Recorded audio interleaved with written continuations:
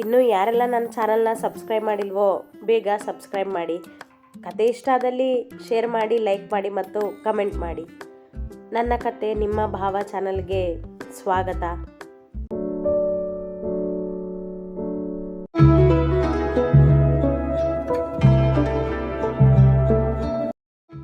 ಅಪ್ಪ, ನೀವು ಕ್ಲೈಂಟ್ಸ್ನ ಮೀಟ್ ಮಾಡೋಕ್ಕೆ ಲೊಕೇಶನ್ ಕಳಿಸಿದ್ರಿ ಅಲ್ವಾ? ನಾನು ಅದೇ ಲೊಕೇಶನ್ಗೆ ಹೊರಟಿದ್ದೆ. ಆಗ ನನಗೆ ಕಾಲ್ ಬಂತು. ಅವ್ರು ಯಾರು ಅಂತ ಗೊತ್ತಿಲ್ಲ. ನಿನ್ನ ಅಪ್ಪ ಬದುಕಿರಬೇಕು ಅಂದರೆ ನಾನು ಕಳಿಸೋ ಲೊಕೇಶನ್ಗೆ ಬಾ ಅಂತ ಹೇಳಿದ್ರು. ಈ ವಿಷಯನ ಚಿಕ್ಕಪ್ಪನಿಗೆ ಅಥರ್ವನಿಗೆ ಹೇಳಬಾರ್ದು ಅಂತಲೂ ಹೇಳಿದ್ರು. ನಾನು ಅಪ್ಪನ ಜೀವಕ್ಕೆ ತೊಂದರೆ ಆಗಿದೆ ಅಂತ ಹೆದರಿ ಅವ್ರು ಕಳಿಸಿದ ಲೊಕೇಶನ್ಗೆ ಹೋದೆ. ಅದು ದೊಡ್ಡ ಗೋಡಮ್. ಒಳಗೆ ಹೋಗ್ತಿದ್ದಾಗೆ ಲಾಕ್ ಮಾಡಿದ್ರು. ಅಲ್ಲಿ ಇವಳನ್ನು ಚೇರ್ಗೆ ಕಟ್ ಹಾಕಿದ್ರು. ಯಾರೂ ಇರಲಿಲ್ಲ, ಆದರೆ ಧ್ವನಿ ಮಾತ್ರ ಕೇಳ್ತಿತ್ತು. ಅಲ್ಲಿ ನಿಮಗೆ ತೊಂದರೆ ಆಗಿದೆ ಅಂತ ಹೇಳಿದ್ರು. ನಾನು ನಂಬೋದಿಲ್ಲ ಅಂತ ನಿಮಗೆ ಅಲರ್ಜಿ ಆಗಿ ನೀವು ಒದ್ದಾಡ್ತಿದ್ದ ವಿಡಿಯೋ ತೋರಿಸಿದ್ರು ಅಪ್ಪ ಎಂದವ ತನ್ನ ಫೋನ್ ತೆಗೆದು ಆ ಅನಾಮಿಕ ವ್ಯಕ್ತಿ ಮೊದಲು ಕಳುಹಿಸಿದ್ದ ವಿಡಿಯೋ ತೋರಿಸಿದ. ಎಲ್ಲರಿಗೂ ಭಯವಾಯಿತು. ಭಾರ್ಗವರನ್ನು ಆ ಪರಿಸ್ಥಿತಿಯಲ್ಲಿ ನೋಡಿ ವರ್ಧನ್ರವರು ನೋಡಿದರಾದರೂ ಅವರಿಗೆ ಅದೇನು ಮನಸ್ಸಿಗೆ ಹತ್ತಲಿಲ್ಲ. ಇದು ನನ್ನನ್ನು ಅಟ್ಯಾಕ್ ಮಾಡಿದಾಗ ವಿಡಿಯೋ ಮಾಡಿದ್ರು. ಇದ್ದ ಮೂರಲ್ಲಿ ಇಬ್ಬರು ನನ್ನನ್ನು ಹಿಡಿದಿದ್ರು. ಒಬ್ಬ ವಿಡಿಯೋ ಮಾಡ್ತಿದ್ದ. ಡ್ರಾಪ್ ಕೇಳೋ ಥರ ನಾಟಕ ಮಾಡಿ ಕಾರ್ನಲ್ಲಿ ಬಂದು ಕುತ್ಕೊಂಡನು. ನನ್ನ ಮೂಗಿಗೆ ಏನೋ ಕೆಮಿಕಲ್ ಹಿಡ್ದ. ಅದರಿಂದ ನನಗೆ ಇದ್ದಕ್ಕಿದ್ದಂತೆ ಅಲರ್ಜಿ ಶುರುವಾಯಿತು. ಆಗ ಇಬ್ಬರು ಬಂದು ನನ್ನನ್ನು ಲಾಕ್ ಮಾಡಿದ್ರು. ಇನ್ನೊಬ್ಬ ವಿಡಿಯೋ ಮಾಡ್ತಿದ್ದ. ಇನ್ನೂ ಮುಂದುವರಿಯೋ ಅಷ್ಟರಲ್ಲಿ ಅನಿರುದ್ಧ ಅಲ್ಲಿಗೆ ಬಂದ. ಅವರೆಲ್ಲ ತಪ್ಪಿಸ್ಕೊಂಡು ಓಡಿ ಹೋದರು. ಆದರೆ ಇದನ್ನು ಇಟ್ಕೊಂಡು ನಿನಗೆ ಹೆದರ್ಸ್ತಾರೆ ಅನ್ನೋ ಊಹೆನೂ ನನಗಿರಲಿಲ್ಲ. ತಮ್ಮ ಮೇಲಾದ ದಾಳಿಯ ಬಗ್ಗೆ ವಿವರಿಸಿದರು ಭಾರ್ಗವ್. ಈ ವಿಡಿಯೋ ತೋರಿಸಿ ನನ್ನನ್ನು ಹೆದರಿಸಿದ್ರು ಅಪ್ಪ. ನಿನ್ನ ಅಪ್ಪ ಬದುಕಬೇಕು ಅಂದರೆ ನಾನು ಹೇಳ್ದಾಗ ಕೇಳಬೇಕು ಅಂದರು. ಏನು ಅಂತ ಕೇಳಿದ್ದಕ್ಕೆ ಯಶಸ್ವಿನ ಮದುವೆ ಆಗಬೇಕು ಅಂದರು ಎಂದ ಅಭಿರಾಮ್ ಎಲ್ಲರತ್ತ ನೋಡುತ್ತಾ. ಅದಕ್ಕೆ ನೀನು ಅವಳ ಕುತ್ತಿಗೆಗೆ ತಾಳಿ ಕಟ್ಟಿದೀಯಾ? ನಿನ್ನ ಅಪ್ಪನ್ನ ಬದುಕಿಸೋದಕ್ಕೆ ನನ್ನ ಮಗಳ ಜೀವನನ ಬಲಿ ಕೊಟ್ಟಿದೀಯಾ? ಮತ್ತೆ ಅರಚಿದರು ವರ್ಧನ್. ನನ್ನ ಮಾತು ಇನ್ನೂ ಮುಗ್ದಿಲ್ಲ, ಅವರನ್ನೇ ದಿಟ್ಟಿಸಿ ಖಾರವಾಗಿ ಎಂದ ಅಭಿ. ಅವನು ಇವಳನ್ನ ಮದುವೆ ಆಗು ಅಂತಿದ್ದ ಹಾಗೆ ನಾನೇನು ಮದುವೆ ಆಗಲಿಲ್ಲ. ನಿಮ್ಮ ಮಗಳನ್ನು ಎಚ್ಚರಿಸೋಕೆ ನೋಡಿದೆ, ಆಗೋದಿಲ್ಲ ಅಂತ ಚೀರಿ ಹೇಳಿದೆ. ಇವಳು ಎಚ್ಚರ ತಪ್ಪಿದ್ಲು. ಆದರೆ ನಾನು ಏನೇ ಮಾಡಿದ್ರೂ ಪ್ರಯೋಜನ ಆಗಲಿಲ್ಲ. ಅವನು ಅಪ್ಪನಿಗೆ ಸೀರಿಯಸ್ ಆಗಿರೋ ಮತ್ತೊಂದು ವಿಡಿಯೋ ಕಳಿಸಿದ ಎಂದವ ಅಥರು ಕೈಯಲ್ಲಿದ್ದ ತನ್ನ ಫೋನ್ ತೆಗೆದುಕೊಂಡು ಎರಡನೇ ವಿಡಿಯೋ ತೋರಿಸಿದ. ಆಗಲೂ ಎಲ್ಲರ ಪರಿಸ್ಥಿತಿ ಆತಂಕದ್ದೇ. ಈ ವಿಡಿಯೋ ತೋರಿಸಿ ನಿನ್ನ ಅಪ್ಪ ಜೀವಂತವಾಗಿ ಉಳಿಬೇಕು ಅಂದರೆ ಅವಳನ್ನು ಮದುವೆ ಆಗು, ತಾಳಿ ಕಟ್ಟು ಅಂತ ಹೇಳ್ದ. ನನಗೆ ಬೇರೆ ದಾರಿನೇ ಇರಲಿಲ್ಲ. ತಾಳಿ ಕಟ್ಟಿದೆ ಎಂದು ಯಶಸ್ವಿನಿಯತ್ತ ನೋಡಿದ. ಅವಳು ಅಶ್ವಿತಾ ತಂದುಕೊಟ್ಟ ಹಣ್ಣು ತಿನ್ನುತ್ತಿದ್ದಳು. ಅದೇ ಕ್ಷಣ ಅಭಿರಾಮನೆ ಕೆನ್ನೆಗೆ ಬಾರಿಸಿಯೇ ಬಿಟ್ಟರು ವರ್ಧನ್. ಅವರು ಕೈ ಕೆಳಗಿಳಿಸುವ ಮೊದಲೇ ಅವರ ಕೊರಳಪಟ್ಟಿ ಹಿಡಿದ ಅಥರ್ ಮುಂದೆ ಬಂದು ಹಿಡಿತ ಬಿಗಿಗೊಳಿಸಿದವ ಸಿಂಹದಂತೆ ಎರಗಿದ್ದ ಅವರ ಮೇಲೆ. ಅವನ ಕೈ ಹಿಡಿದರು ಆಯುಷ್ ಮತ್ತು ಅನಿರುದ್ಧ್. ಭಾರ್ಗವ್ ಸುಮ್ಮನೆ ನಿಂತಿದ್ದರು ನೋಡುತ್ತಾ. ಬಿಡು ಅಥರ್, ಬಿಡು ಅವರನ್ನು ಎಂದರು ಆಯುಷ್ ಅವನನ್ನು ತಡೆಯುತ್ತಾ. ಬಿಡಿ ಚಿಕ್ಕಪ್ಪ, ಇವತ್ತು ಸುಮ್ಮನೆ ಬಿಡೋದಿಲ್ಲ ನಾನು. ಪದೇ ಪದೇ ಅಣ್ಣನಿಗೆ ತೊಂದರೆ ಕೊಡ್ತಿದ್ದಾರೆ ಇವರಿಬ್ಬರು. ಅಣ್ಣನ ಮೇಲೆ ಕೈ ಮಾಡೋದಕ್ಕೆ ಎಷ್ಟು ಧೈರ್ಯ ಇವನಿಗೆ? ರೋಷದಿಂದ ಎಂದ ಅಥರ್. ವರ್ಧನ್ರ ಕೊರಳಪಟ್ಟಿ ಬಿಡುತ್ತಲೇ ಇಲ್ಲ. ನಿನ್ನ ಅಣ್ಣ ನನ್ನ ಮಗಳ ಜೀವನ ಹಾಳು ಮಾಡಿದ್ದಾನೋ, ಯಾರನ್ನೂ ಸುಮ್ಮನೆ ಬಿಡೋದಿಲ್ಲ ನಾನು. ಅಷ್ಟೇ ರೋಷದಿಂದ ಹೇಳಿದರು ವರ್ಧನ್ ಹೆದರದೆ. ಇದ್ದ ಒಬ್ಬ ಮಗಳ ಪರಿಸ್ಥಿತಿ ಕಂಡು ಹೊಟ್ಟೆ ಉರಿದಿತ್ತವರಿಗೆ. ಸುಮ್ಮನಿರ್ತೀರಾ ಎಲ್ಲರೂ? ಅಥರ್, ಬಿಡು ಅವನನ್ನು, ಧ್ವನಿ ಏರಿಸಿದರು ಭಾರ್ಗವ್. ಆದರೂ ಬಿಡುತ್ತಿಲ್ಲ ಅಥರ್ ಅವರನ್ನು. ವರ್ಧನ್ರನ್ನು ಕೋಪದಿಂದ ದಿಟ್ಟಿಸುತ್ತಿದ್ದವನ ಮೊಗ ಕೆಂಪಾಗಿತ್ತು. ಬಿಡು ಅಥರ್ ಎಂದರು ಆಯುಷ್.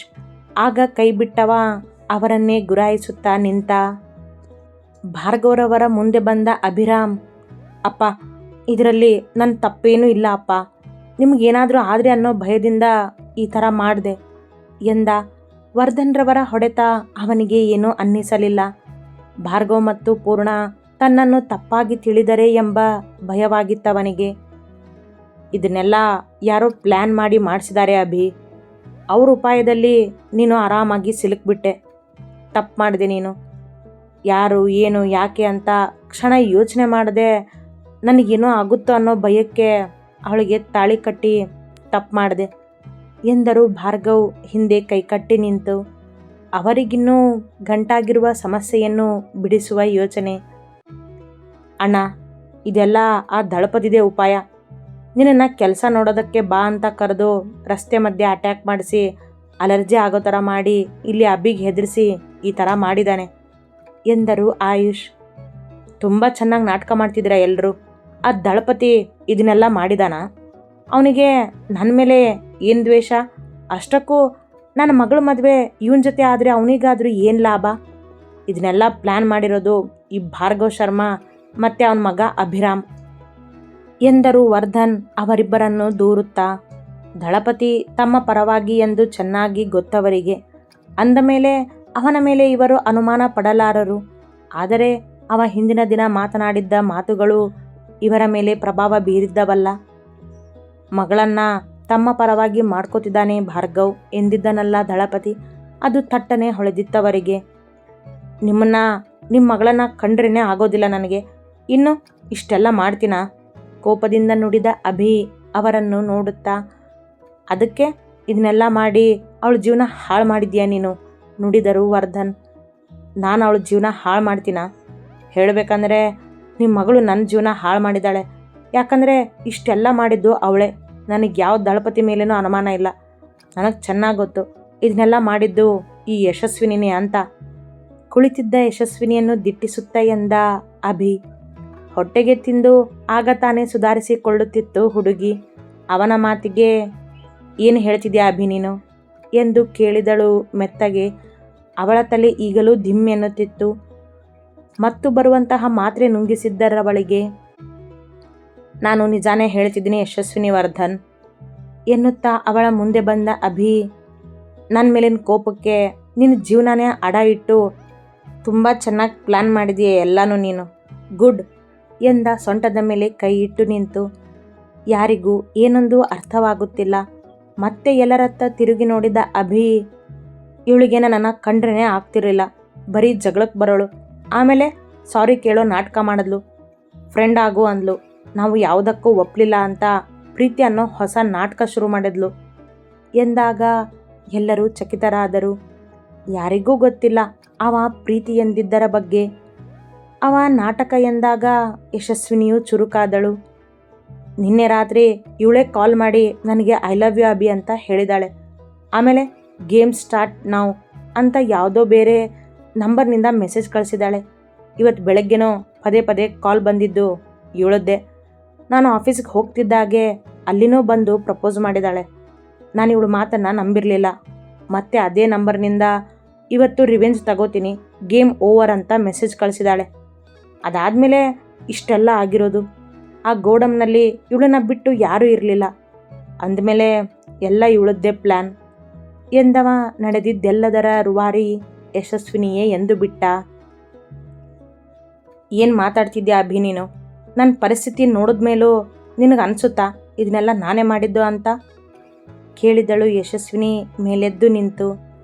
ಇಷ್ಟೆಲ್ಲ ಮಾಡಿರೋ ನೀನು ಹೀಗೆ ಮಂಪರ್ನಲ್ಲಿರೋ ಥರ ಯಾವುದೋ ಮಾತ್ರೆ ತಗೊಳ್ಳೋದಕ್ಕೂ ಹಿಂಜರಿಯೋದಿಲ್ಲ ಅನ್ಕೋತೀನಿ ಎಂದ. ಮಾಡೋದೆಲ್ಲ ಮಾಡಿ ಈಗ ನನ್ನ ಮಗಳ ಮೇಲೆ ಅಪವಾದ ಹೊರಿಸಿದ್ಯಾ ನೀನು? ಅವನ ಮುಂದೆ ಬಂದು ಕೇಳಿದರು ವರ್ಧನ್. ಅಪವಾದ ಅಲ್ಲ ವರ್ಧನ್ ಸರ್, ನಡೆದಿರೋದನ್ನೇ ಹೇಳ್ತಿದ್ದೀನಿ. ನೀವು ನನ್ನ ಕೆನ್ನೆಗೆ ಕೊಟ್ಟ ಹಾಗೆ ನನಗೂ ಕೊಡೋದಕ್ಕೆ ಬರುತ್ತೆ. ಆದರೆ ಸಂಸ್ಕಾರದ ಬಗ್ಗೆ ತುಂಬ ಮಾತಾಡ್ತೀರಾ ಅಲ್ವಾ ತಂದೆ ಮಗಳು, ಅದಕ್ಕೆ ಸುಮ್ಮನಿದ್ದೀನಿ. ಹಲ್ಲು ಬಿಕ್ಕಿ ಹಿಡಿದು ಎಂದವ ಈಗಂತೂ ಇನ್ನೂ ಕೋಪಗೊಂಡಿದ್ದ. ಕಾರಿನಲ್ಲಿ ಬರುವಾಗಲೇ ಇದೆಲ್ಲ ಯೋಚಿಸಿದ್ದ ಅವ. ನೋ ಅಭಿ, ನಾನೇನೂ ಮಾಡಿಲ್ಲ. ನನಗೂ ಇದೇನೂ ಗೊತ್ತಿರಲಿಲ್ಲ. ಬೆಳಗ್ಗೆ ನಿನ್ನ ಆಫೀಸ್ನಿಂದ ಹೋದ್ಮೇಲೆ ನಾನು ಹೋಟೆಲ್ನಲ್ಲಿ ತಿಂಡಿ ತಿಂದು ಮನೆಗೆ ಹೋಗ್ತಿದ್ದೆ. ಆಗ ಯಾರೋ ನನ್ನನ್ನು ಕಿಡ್ನ್ಯಾಪ್ ಮಾಡಿದ್ದಾರೆ ಎಂದಳು ಹುಡುಗಿ ಆತಂಕದಲ್ಲೇ. ಇಂಥದ್ದೆಲ್ಲ ಮಾಡುವ ಯೋಚನೆ ಮಾಡುವವಳಲ್ಲ ಅವಳು. ಅಂಥದ್ದರಲ್ಲಿ ಇವ ಅವಳೇ ಇದಕ್ಕೆಲ್ಲ ರೂವಾರಿ ಎಂದನಲ್ಲ. ಅದು ಅವಳಿಗೆ ಭಯವಾಗಿತ್ತು. ಶಟಪ್ ಯಶಸ್ವಿನಿ, ಮಾಡೋದೆಲ್ಲ ಮಾಡಿ ಈಗ ನಾಟಕ ಮಾಡ್ತಿದ್ಯಾ? ಆಯ್ತಲ್ಲ, ಈಗ ನೀನು ಅಂದ್ಕೊಂಡಿರೋ ಹಾಗೆ ಇದರಿಂದ ಏನು ಸಿಕ್ತು ನಿನಗೆ? ಏನು ಲಾಭ ಆಯಿತು? ಹೇಳು ಅರಚಿದ ಕೋಪದಿಂದ. ಇದನ್ನೆಲ್ಲ ನಾನು ಮಾಡಿಲ್ಲ ಅಭಿ, ನನ್ನನ್ನು ನಂಬು ಎಂದಳು ಮತ್ತೆ. ನಂಬೋದಿಲ್ಲ ನಾನು, ಚೀರಿದ ಅಭಿರಾಮ್. ಭಾರ್ಗವರವರು ಕ್ಷಣ ದಂಗಾದರೂ ಅವನ ಧ್ವನಿಗೆ. ನಡೆದದ್ದನ್ನು ಅರಗಿಸಿಕೊಳ್ಳಲು ಸಿದ್ಧನಿಲ್ಲ ಅಭಿ. ನನ್ನ ಜೀವನದಲ್ಲಿ ಆಟ ಆಡ್ತಿರೋ ನಿನ್ನನ್ನು ನಂಬೋದಿಲ್ಲ ನಾನು. ನನ್ನ ತಂದೆಗೆ ನರಳೋ ಹಾಗೆ ಮಾಡಿದ ನಿನ್ನನ್ನು ಯಾವತ್ತೂ ನಂಬೋದಿಲ್ಲ ನಾನು. ನನ್ನನ್ನು ಹೆದರಿಸಿ ತಾಳಿ ಕಟ್ಸ್ಕೊಂಡಿರೋ ನಿನ್ನನ್ನು ನಂಬೋದಿಲ್ಲ ನಾನು. ಅಷ್ಟಕ್ಕೂ ಅಲ್ಲಿ ನಡೆದದ್ದು ಮದುವೆನೇ ಅಲ್ಲ, ತೆಗಿ ಇದನ್ನು ಎಂದವನೇ ಅವಳ ಎದೆಯ ಮೇಲಿದ್ದ ತಾಳಿಗೆ ಕೈ ಹಾಕಿದ. ತಕ್ಷಣ ಅವನ ಕೈ ಹಿಡಿದಳು ಯಶಸ್ವಿನಿ, ಅದನ್ನು ಎಳೆಯದಂತೆ. ಒಮ್ಮೆ ಕೊರಳಿಗೆ ತಾಳಿ ಬಿದ್ದರೆ ಆ ಹೆಣ್ಣಿನ ಜೀವನವೇ ಬದಲಾದಂತೆ. ಮಗಳಾಗಿದ್ದವಳು ಬೇರೊಬ್ಬರ ಸತಿ ಆಗಿಬಿಡುತ್ತಾಳೆ. ಅವಳ ಮನ ಕೂಡ ಅದನ್ನು ಒಪ್ಪಿತ್ತು. ಅಂದ ಮೇಲೆ ತನ್ನ ಗಂಡನೇ ತಾಳಿ ಕೀಳಲು ಮುಂದಾದಾಗ ಅವಳ ಅಂತರಾತ್ಮ ತಕ್ಷಣ ಎಚ್ಚರಗೊಂಡಿತ್ತು. ಅಭಿ, ಇದೇನು ಮಾಡ್ತಿದ್ಯಾ ನೀನು? ಮುಂದೆ ಬಂದರು ಪೂರ್ಣ. ಅದು ಮದುವೆನೇ ಅಲ್ಲ ಅಮ್ಮ, ನನ್ನನ್ನು ಹೆದರಿಸಿ ತಾಳಿ ಕಟ್ಸ್ಕೊಂಡಿದ್ದಾಳೆ ಇವಳು. ಈ ತಾಳಿಗೆ ಯಾವ ಬೆಲೆನೂ ಇಲ್ಲ, ಇದು ಮದುವೆನೇ ಅಲ್ಲ ಎಂದವ ಯಶಸ್ವಿನಿಯನ್ನೇ ದಿಟ್ಟಿಸುತ್ತಿದ್ದ. ಅವನ ಮುಷ್ಟಿಯಲ್ಲಿ ಅವ ಕಟ್ಟಿದ್ದ ತಾಳಿ ಬಂದಿಯಾಗಿತ್ತು ಇನ್ನೂ. ಇಲ್ಲ ಅಭಿ, ಇದನ್ನೆಲ್ಲ ನಾನು ಮಾಡಿಲ್ಲ ಎಂದ ಹುಡುಗಿಯ ಕಣ್ಣುಗಳು ತುಂಬಿದವು ತಡವಿಲ್ಲದೆ.